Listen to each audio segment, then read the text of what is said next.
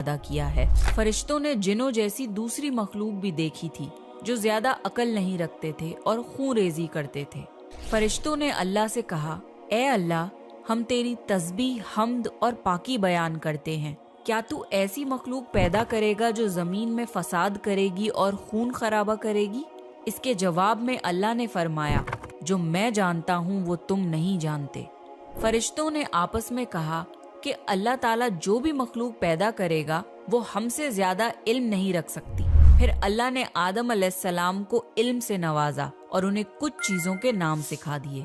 پھر اللہ نے آدم علیہ السلام کو فرشتوں کے سامنے پیش کیا اور فرشتوں سے فرمایا کہ تم بتاؤ ان چیزوں کے نام اگر تم سچے ہو۔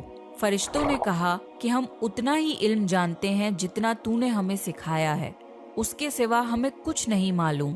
پھر اللہ تعالیٰ نے فرمایا، اے آدم، تم بتا دو ان کو ان چیزوں کے نام۔ پھر جب آدم نے ان چیزوں کے نام بتا دیے تو اللہ نے فرشتوں سے فرمایا کہ میں نہ کہتا تھا کہ میں آسمانوں اور زمین کی پوشیدہ چیزوں کو جانتا ہوں۔ پھر اللہ نے فرشتوں سے فرمایا کہ تم آدم کو سجدہ کرو، تو وہ سب سجدے میں گر پڑے مگر شیطان نے سجدہ نہیں کیا۔ اللہ نے فرمایا کہ اے ابلیس، تجھے کیا ہوا کہ تو سجدہ کرنے والوں کے ساتھ شریک نہ ہوا؟ شیطان نے تکبر میں کہا کہ میں ایسا نہیں ہوں کہ انسان کو سجدہ کروں جسے تو نے کھنکھناتے ہوئے سڑے ہوئے گارے کی مٹی سے بنایا ہے۔ میں اس سے بہتر ہوں، تو نے مجھے آگ سے پیدا کیا اور اسے مٹی سے پیدا کیا ہے۔ اللہ نے شیطان سے فرمایا، یہاں سے نکل جا، تو مردود ہے اور تجھ پر قیامت کے دن تک لعنت برسے گی۔ شیطان نے کہا، مجھے قیامت تک مہلت دے۔ اللہ نے فرمایا کہ تجھ کو مہلت ہے۔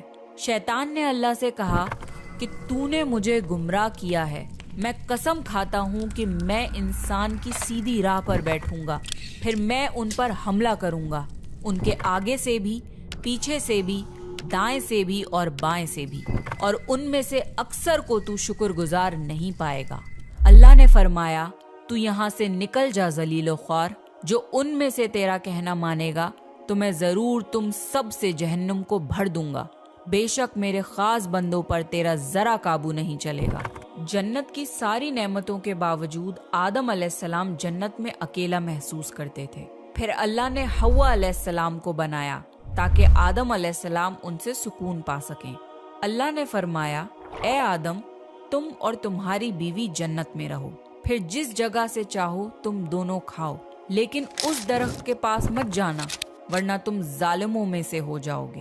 پھر شیطان نے ان دونوں کے دل میں وسوسہ ڈالا اور کہنے لگا، تمہارے رب نے تم دونوں کو اس درخت سے اس لیے منع کیا تھا کہ تم کہیں فرشتے نہ بن جاؤ یا کہیں ہمیشہ زندہ رہنے والوں میں نہ ہو جاؤ۔ اور شیطان نے قسمیں تک کھا لیں کہ وہ ان کا